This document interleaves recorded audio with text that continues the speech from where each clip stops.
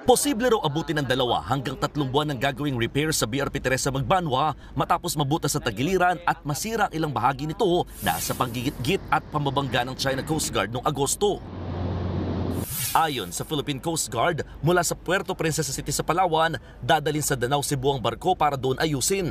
Bukod sa Magbanwa, doon din ipapagawa ang 2 pang patrol vessels ng PCG na nasira rin ng China habang nagpapatrolya sa West Philippine Sea noong nakaraang buwan. Itong mga shipbuilders natin, napaka-capable nito. In fact, marami na silang ginawang mga barko na ginagamit sa ibang bansa. Tiwala tayo na magagampanan nila ng maayos yung pag-repair nitong Teresa Magbanwa. At saka pa yung ibang mga barko nating napinsala doon sa engagement with China sa West Philippine Sea.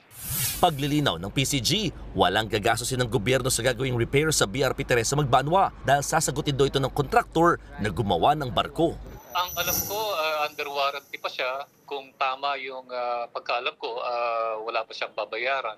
At sasagutin pa nung Mitsubishi, yung company na gumawa sa kanya.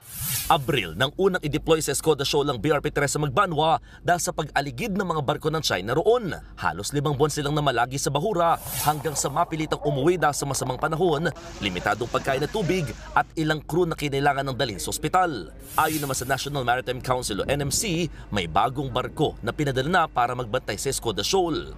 Hindi ko nasasabihin kung ito ay isang Coast Guard vessel o ito ay Philippine Navy vessel.